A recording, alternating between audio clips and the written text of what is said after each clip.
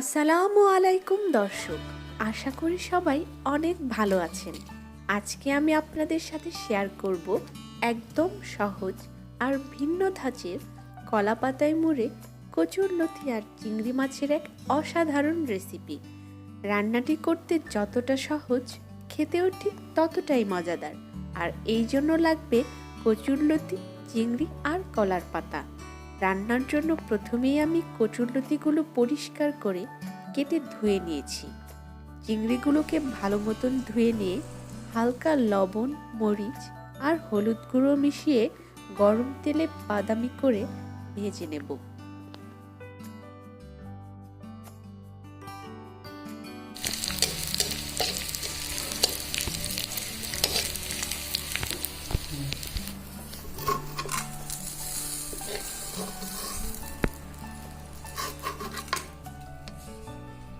এবার মশলা নেওয়ার পালা।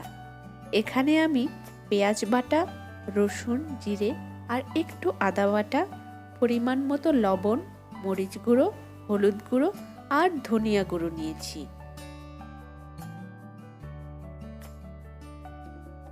এবার ধুয়ে রাখা কচুরলতির সাথে সবগুলো উপকরণ আর ভেজে রাখা চিংড়িগুলো ভালো মতন মাখিয়ে নেব।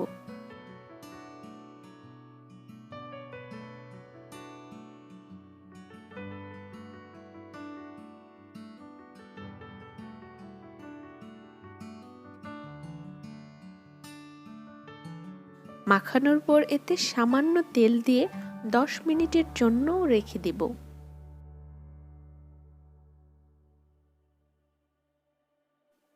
এবার কলা পাতাগুলো ভালো মতন মুছে নিয়ে এর উপর দিয়ে দিব সামান্য একটু তেল।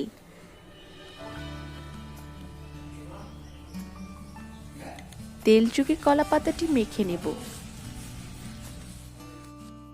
এবার আগে থেকে মেখে রাখা চিংড়ি সহ কচুরলতিগুলো দিয়ে দেব।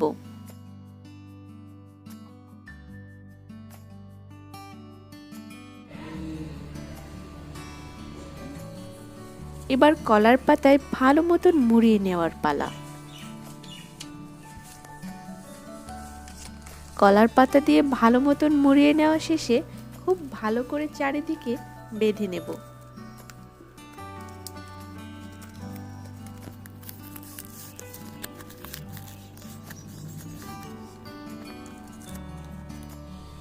বেঁধে নেওয়া শেষ। এবার এই পর্যায়ে একটি ফ্রাই প্যানে একটু তেল নিয়ে চারিদিকে ভালো মতন ছড়িয়ে নিব। এবার কড়াই বসিয়ে দেব কলা পাতায় মোড়ানো মিশ্রণটি। ঢাকনা দিয়ে ভালো মতন ঢেকে দেব। মিডিয়াম থেকে লো আঁচে রান্না করতে হবে।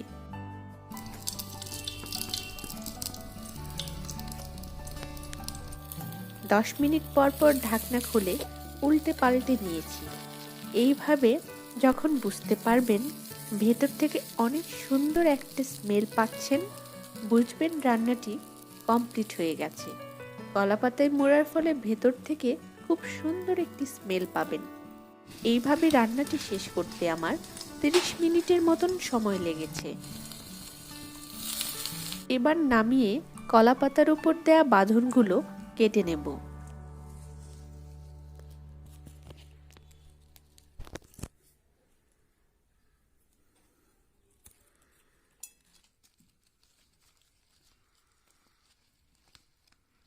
আমি দেখিয়ে দিচ্ছি ভেতরটা ঠিক কতটা সুন্দর মতন সিদ্ধ হয়েছে।